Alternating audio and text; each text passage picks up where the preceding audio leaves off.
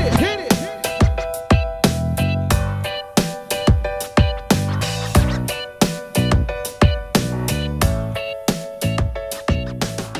Hello and welcome to the Marley Bird YouTube channel, brought to you by Red Heart Yarns. In this video, I will show you how to make this fantastic brioche scarf.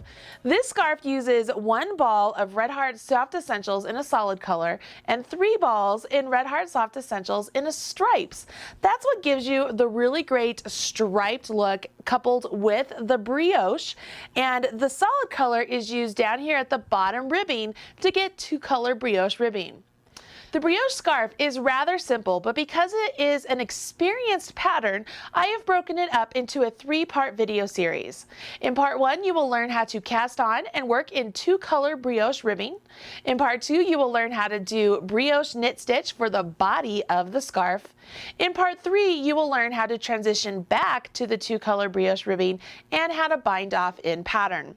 This is a really wonderful pattern, and honestly, if you know how to knit, how to purl, and how to yarn over, you can accomplish the brioche stitch. It really isn't too hard.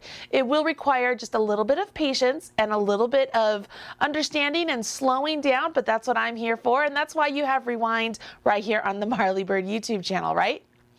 This is a free pattern available over on the Red Heart website. I will put a link to the pattern and all the materials on my blog post, so you can find that direct link in that little I button right up there or in the video description box right down there below. While you're down there, please go ahead and smash that like button, as my kids say, to let people know you enjoyed this video or that you plan on making this scarf. I would love to know that. Now what I would like you to do is go ahead and download that free pattern, gather your materials, and join me back here. I'm going to get you started with understanding the basics of the brioche stitch.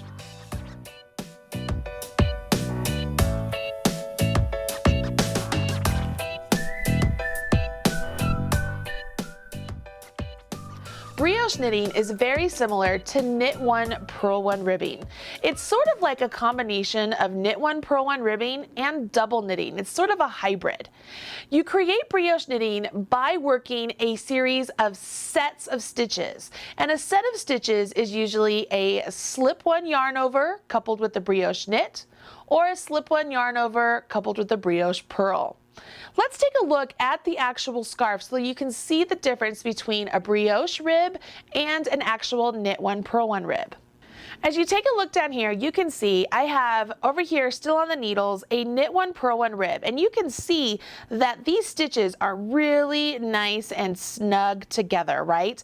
And if I were to separate out the knits and purls, it's very distinguishable between the knit row or the knit column and the purl column, correct? And when I release, everything really springs back into shape. When I look over here at the brioche rib, you can see it automatically, it already looks like it's a little bit more relaxed. And there's a little bit more give to the stitches, correct? And as I space out these stitches, not only do you see this column of knit stitches, but in the column of purl stitches, you get this diagonal looking stitch right next to the purl.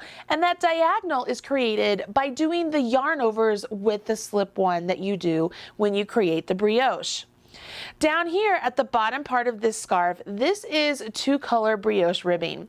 You can see here that we have the nice dark charcoal color that really shows up in the knit columns. But when I space this out, you begin to see the linen stitch colorway from the Soft Essentials stripes that shows up in the gutter. And if I were to flip this over, you can see the linen stitch stripes really shows up on the knit columns on the reverse side. This is 2-color brioche knitting in the rib pattern, okay? So we will begin with this. That's where you will use your solid color coupled with your stripes color. That's what you will learn in this particular video. We will learn to cast on, and we will learn how to do 2-color brioche rib. When you're working in brioche, the stitches tend to stretch out a little bit more than a typical knit one, purl one rib, obviously. It is recommended when you're working brioche that you use a needle size that is 1 to 2 sizes smaller than the size you would typically use for that yarn.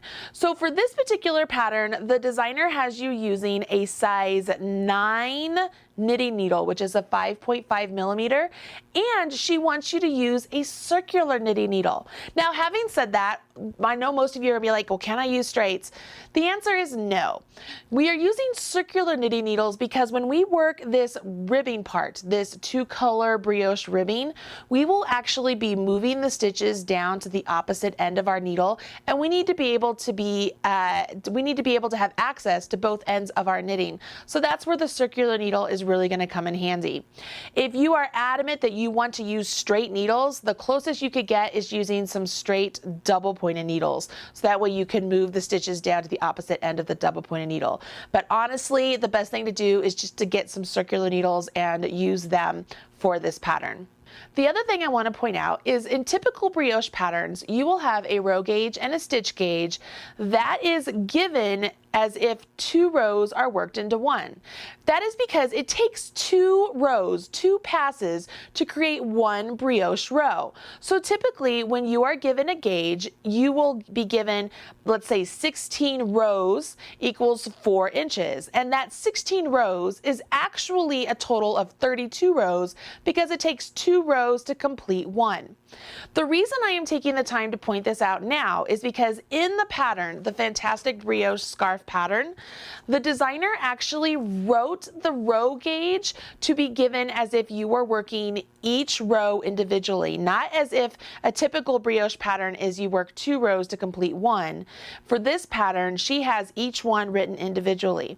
So her row gauge is 32 rows equals 4 inches, when a typical brioche pattern would actually have that written down as 16 rows equals 4 inches. The difference here is this, and I want you to look at the scarf down here. When I put my tape measure or my knit check on my project to begin to count my rows, I can set this on here, and what's going to show up here are my actual knit rows right here, correct? And I could count. I have 1, 2, 3, 4, 5, 6, 7, 8. I have 8 knit rows. The difference here is that with the way the gauge is written in the pattern, those 8 rows would actually be counted as 16 rows. Even though I'm only looking at 8 knits, it would be counted as 16 rows. It sounds confusing, right? That's the reason I want to make sure I point this out. As you become more advanced in your brioche career or you venture out to do other brioche patterns, I don't want you to get confused. I don't want you to say, okay, well, man, I'm getting 8 rows to 2 inches and I should be getting 16 based on the pattern. The thing is, we are getting the 16 based on the pattern because the pattern is counting each pass as a particular row, when a typical brioche pattern counts 2 passes as 1 row. And the reason is because the 2 passes as 1 row leaves us with the 1 knit that we are now able to count here as the 8 rows for our 2 inches. I know that seems a little bit confusing, and I apologize for that, but it is important that I point it out because the pattern is written in such a way that it might not be written for other brioche patterns, and I want to make sure you're aware of that. So that way when you do your gauge swatch or as you are working on your scarf pattern, you know how to count your stitches. So what I have done, because I'm always so helpful, you guys, is I have done a line by line writing of the pattern, and it's available on my blog. Again, you can find a direct link to that right down there in the video description box below, or I'll put a link right up there in that little I button. And what I've done here, let's take a look as we look down here, is I have put in some standard brioche terms. I've added some notes, and then I have the pattern rewritten in such a way that you would find it in other brioche patterns, and I have the pattern written as it is written in the actual pattern, just in long format, meaning you will have each particular row repeated for you, and it will help you divide up and know how many rows you need to do in order to accomplish the scarf. So what you need to do is go ahead, get this information as well, and again, it's on my blog, and you can follow along either with the rewritten terms or with the pattern as written, and it's just line by line. The full entire pattern is there, and you can decide which way you want to go. And it will also help you to understand how this pattern differs from other brioche patterns and help you become more fluent in brioche knitting. How about that? All right, so those are the big things that I I want to make sure I point out here at the start. So what I need you to make sure you've done is your pattern, your line by line instructions, your materials, and let's go ahead and jump in. We are going to cast on using the long tail cast on.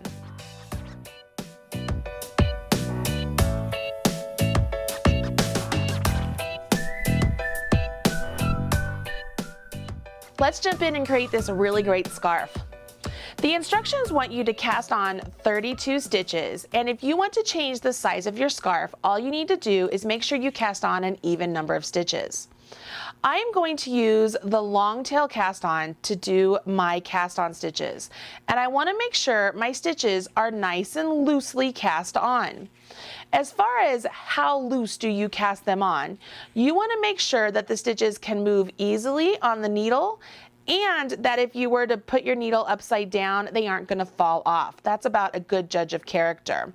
Let's see, 2, 4, 6, 7, 8, 9, 10, 11, 12, 13, 14, 15, 16. The reason you want to make sure you have your stitches nice and loose is because the nature of the brioche stitch is to get rather wide. And if you don't do your cast on stitches loosely, it will tend to bunch in at the bottom, and the same goes when you do the bind off. Now I've decided just to do a basic even number of stitches here, and you, if you're following along with the scarf, make sure you do your 32 stitches. Once you get those stitches cast on, you're going to go ahead and turn your work. Now, I want to point out that I have cast on with my color A, and color A is simply the solid color that is used here in the 2-color brioche ribbing part of the scarf. Color B is what you will use for the body of the scarf. So think of B for body. So color A is not your dominant color, okay? We're still on color A, and what we will do is jump in to our setup row. Now what happened here is we have cast on stitches, but because we're going to work in brioche, we have to set up our brioche pattern. And when you work in brioche, it takes 2 rows to complete 1 row. It takes 2 passes. Think of it this way. In our first pass, we will be doing slip stitches and our regular brioche stitch. And in our second pass back, we want to work our brioche stitch into the stitches that we slipped. So that way all of our stitches are worked completely. In order to work all of those stitches completely, it requires 2 rows. Now that's important to point out because on most brioche patterns, you will find that the rows are written as 1A or 1B or 2A or 2B. Whereas this particular pattern has each row written out individually and in sequence. So it says row 1, 2, 3, 4, 5, 6. I just want to make sure I point that out so when you move on and do other brioche projects and you find the instructions are different than the way this one is written, you can understand why. So here we go. We're moving into the setup row 1, and it begins with a knit 1. We will do this entire scarf beginning with a knit stitch and ending with a knit stitch the whole way. So if you want to do a stitch marker after this first stitch or before the last stitch to remind you of that, you could absolutely do that. Once you do that knit 1, you'll see in the instructions it has a bracket and it tells you to go ahead and knit the next stitch, and then it tells you to do a yarn over slip 1. I'm going to refer to that yarn over slip 1 as a slip 1 yarn over, and it is the same motion throughout the entire pattern. Whether you're doing the setup rows or the body of the pattern, it's a slip 1 yarn over, and here's how you're going to do it. Are you ready? You want to bring your yarn to the front of your needles, go into the next stitch as if to purl, slip that stitch off and bring the yarn back to the back of the needle, just resting on top of that needle. That's it. Now we have finished the bracket, so we start the bracket again. The next stitch is a knit 1. Our yarn is in back, which is what we want, and we go ahead and we knit 1 stitch. Now we have a yarn over slip 1, so we bring our yarn forward, slip 1, and bring our yarn back to the back. Then we knit the next stitch. We do our yarn over slip one, which is also a slip one yarn over, and then we knit the next stitch. Bring our yarn forward, go in as if to purl and off, our yarn's back to the back, and we knit the next stitch. I'm going to show you how to do it if you are continental. We are at our yarn over slip one, or slip one yarn over, so I bring my yarn forward, go in as if to purl, and when I slip, I simply bring my yarn back to the back. It is important that I really point out that this is a singular motion. This is one stitch. This is a pair that will always be together. That slip stitch and the yarn over will always be together. That's what creates the brioche stitch, okay? This is a single stitch. That's why in my written instructions that I mentioned, you will actually find it written as a SL1 yo, a slip one yo, okay?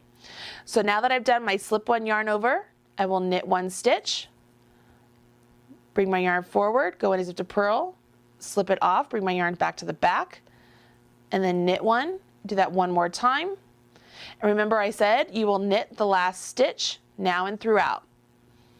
I've just completed the first setup row, and I need to do the second setup row because I have slip stitches in there, right? We need to work those. But because we're doing a 2-color brioche ribbing, this is where I will bring in my color B, B for body, and I will work the next row with my color B.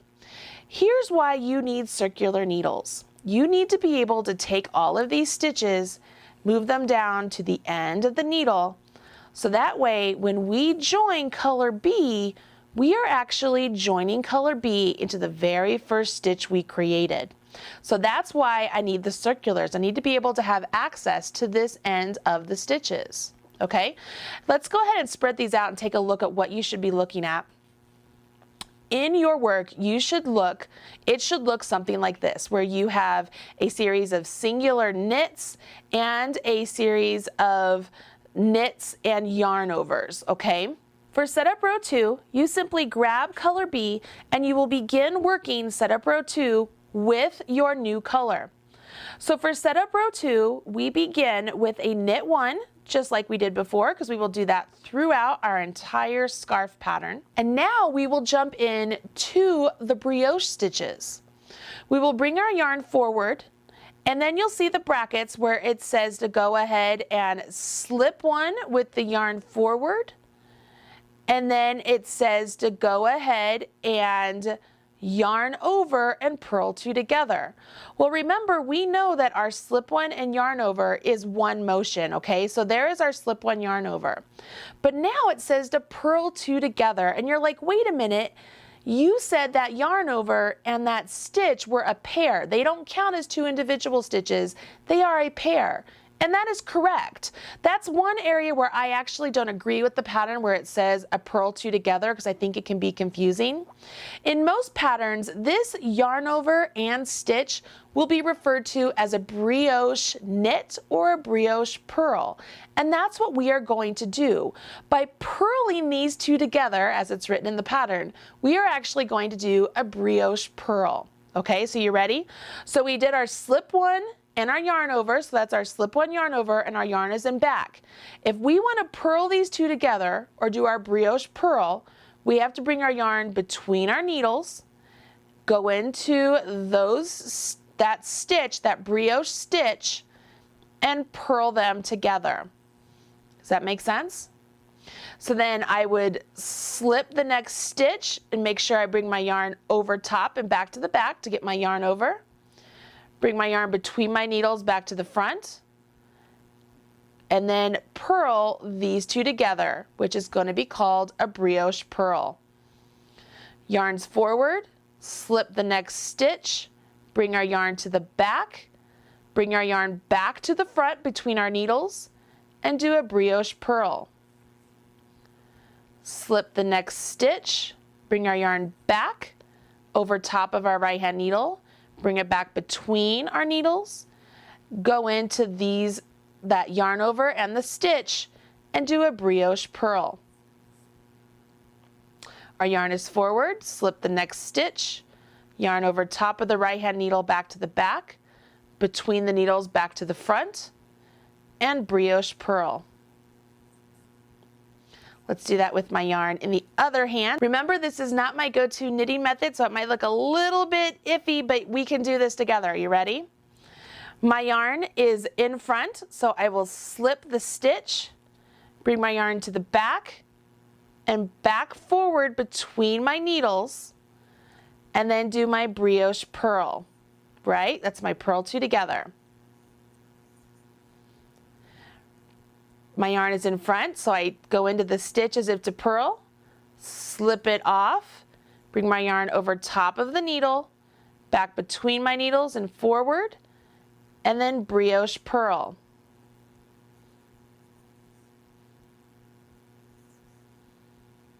I'm to my last stitch and I want to knit it, so I bring my yarn between my needles because it's in front, remember? I want to get it back to the back and I will knit my next stitch. Pretty easy, right? And as you look down this row, you'll see that you have a combination of yarn overs and the slip stitch. Okay, so that is our set. And then a single stitch, yarn over slip stitch, single stitch, yarn over slip stitch, single stitch.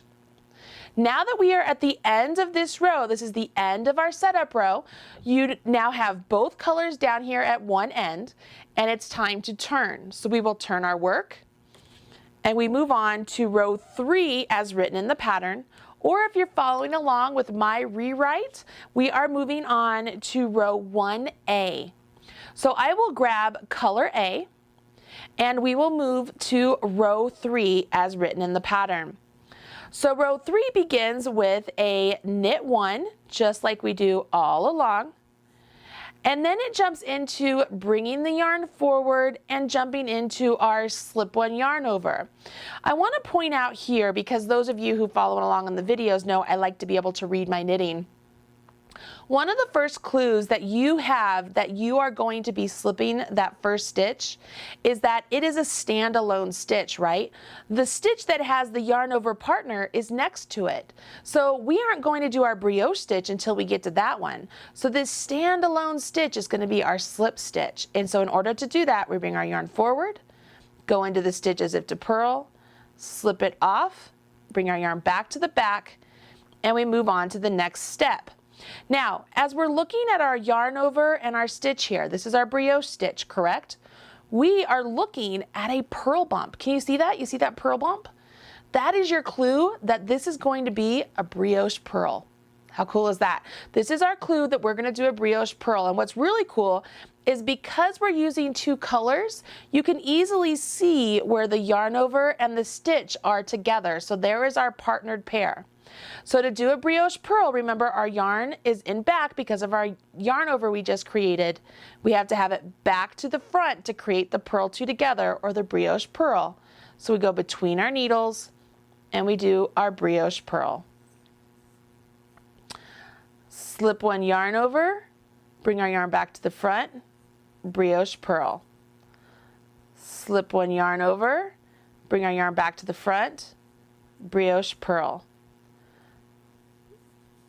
Get this so far? Slip 1 yarn over, yarn back to the front, brioche purl.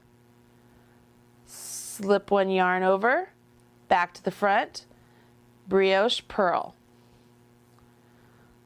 Slip 1 yarn over, back to the front, brioche purl. Slip 1 yarn over, back to the front, brioche purl. And we want to knit our last stitch because we knit the last stitch of the row. So I will knit the last stitch. We've just finished our row 3, which is the first pass. Now we have slip stitches here we have to work into, so we have to do that. And we will do that by moving these stitches to the end of the needle, where our color B is waiting for us, and we will do row 4 with our color B. So here we go. For row 4 and color B, we are introducing a new stitch, and it's really not that big of a deal. It's actually the brioche knit. Now, if the brioche purl is a purl two together, what do you think the brioche knit is?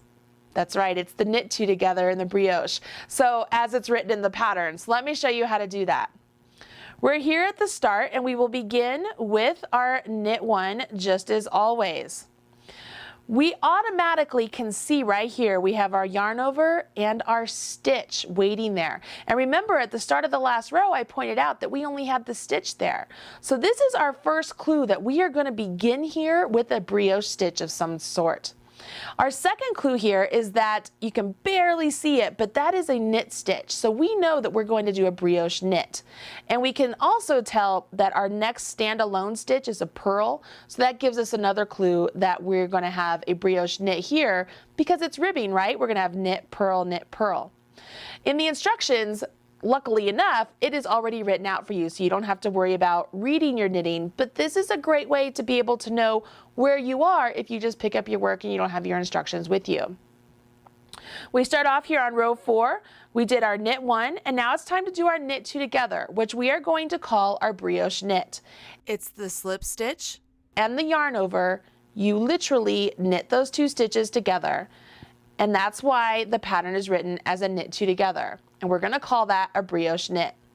We bring our yarn forward, slip the next stitch as if to purl, bring the yarn back to the back, and then we do our brioche knit.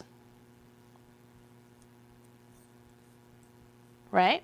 Bring our yarn forward, slip as if to purl, bring our yarn back to the back, and brioche knit. Let me do it with my yarn in my other hand. That's where I'm more comfortable anyways. So you can see how it goes. Bring my yarn forward, slip, bring my yarn back to the back, and then brioche knit. Forward, slip, back to the back, and brioche knit. What's convenient is as you get going, you'll get a really great rhythm with this where you don't have to really think too much about bringing your yarn forward and then back to the back. It becomes natural. I'm to the end here and I remember that I knit my last stitch just like normal, and I have now completed my row 4. And now that I'm at the end of row 4 and both of my colors are down here at this end, that is a clue for me to know that it's time to turn my work.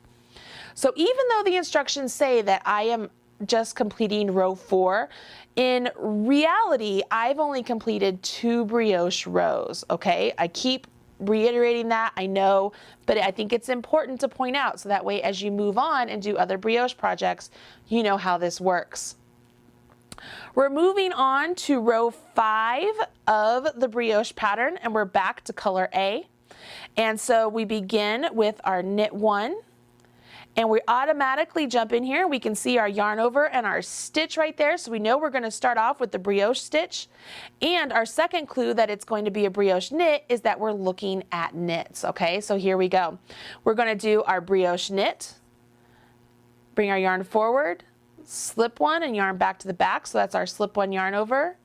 And then brioche knit. Slip one yarn over, brioche knit. Slip one yarn over, brioche knit.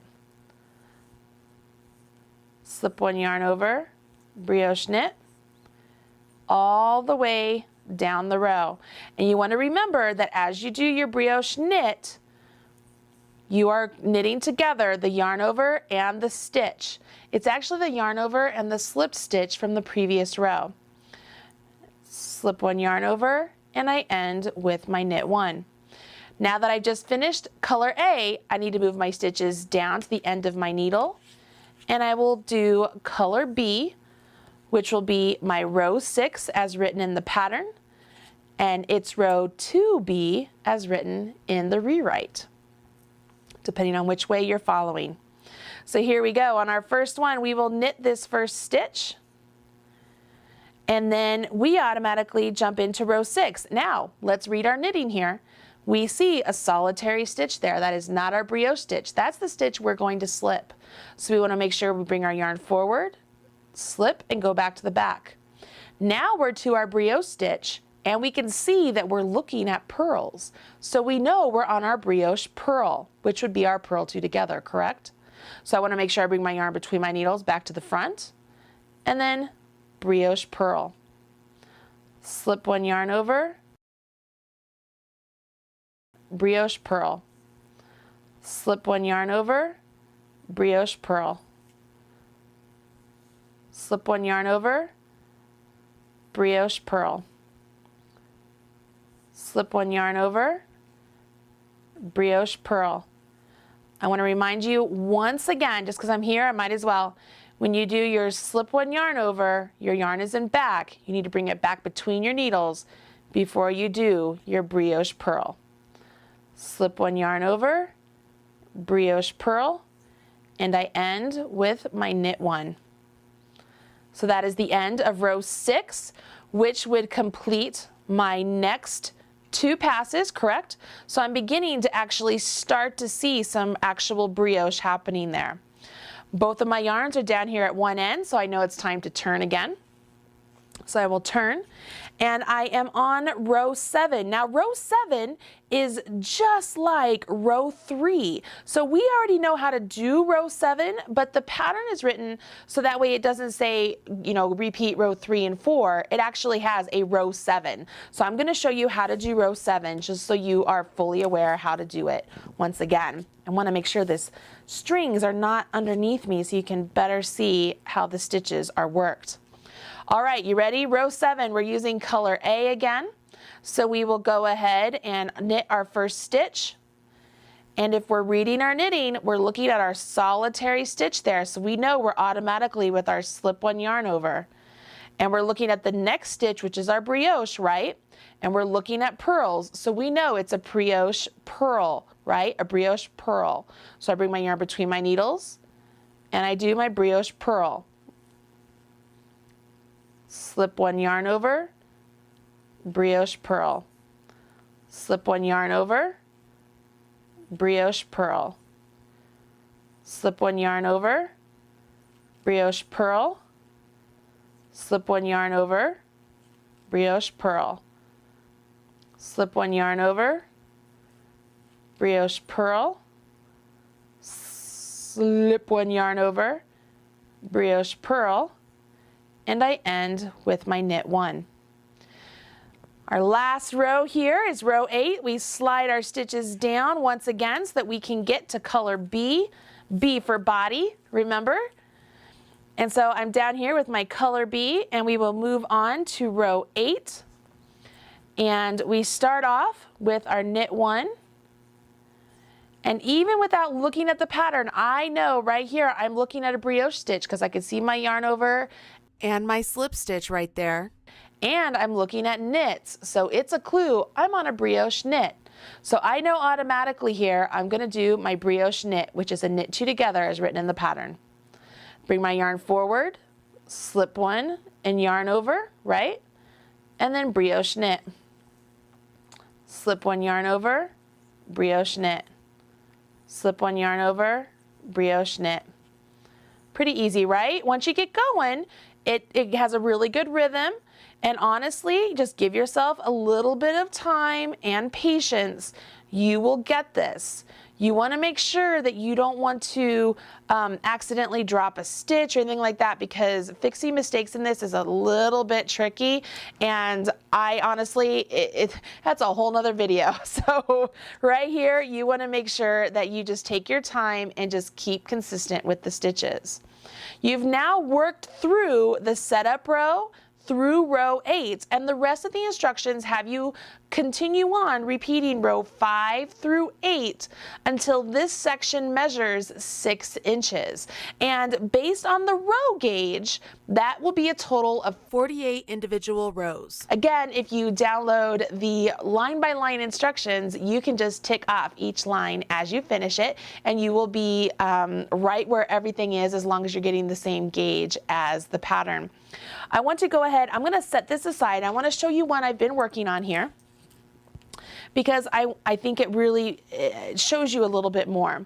Here is where I can show you that you can use a stitch marker to really help you remember that that first stitch and the last stitch are knits, and then this is actually the full 32 stitches across. And you can see here my color A was my white, I cast on with my white, and my color B was my gray. And as you begin to work along, what you will notice is the whites tend to stack up on each other in a column, and then on the opposite side, my grays stack up together in a column. Once you finish the 6 inches of the 2-color brioche ribbing, it's time for the body. And it is really easy. Brioche in the body is going to be a piece of cake. So go ahead, finish your ribbing, and join me back here on the Marley Bird YouTube channel for part 2 of the Fantastic Brioche Scarf. Have fun, guys!